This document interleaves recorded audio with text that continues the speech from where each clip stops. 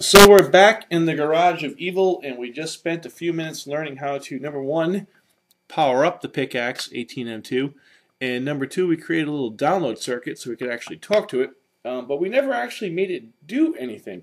So we should probably do that. So I have an LED here. There it is. And you can see that I cut it.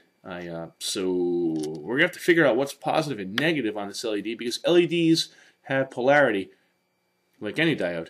So what happens when you don't know what the shorter or longer lead is? Because of course on LEDs, the long lead is positive, the short lead is negative.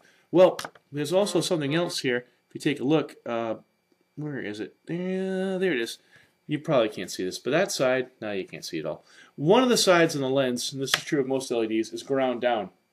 It's flat, and ground is ground, so that's negative. Just one more way to remember it.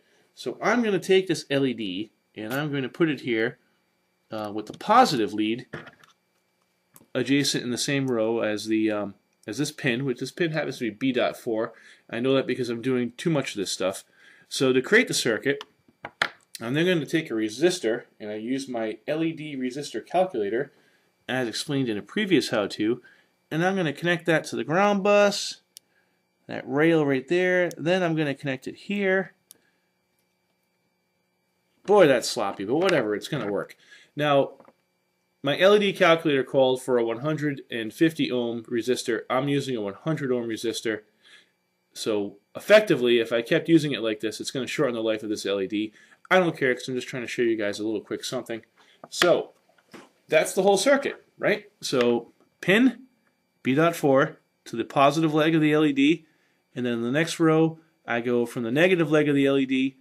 I use a resistor. In this case, it is an inappropriate resistor. It's a 100 ohm when it should be 150, and I send that to ground.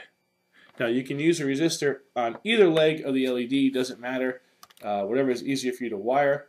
So now that I've got that done, I'm going to open up my program editor, and I'm going to type the following. I'm going to create a loop that's just going to make it blink. I'm going to call my label main. I'm going to put a colon after the word main, thus creating the label.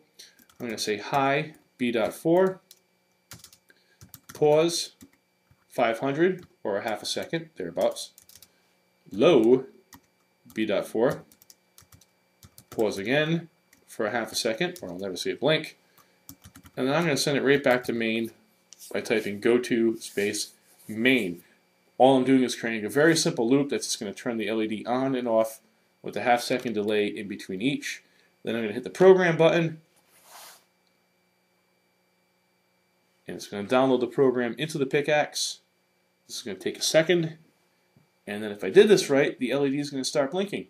And you'll see just how easy it is to interface something like an LED with one of these microcontrollers. And look at that. There it is blinking. And that's that.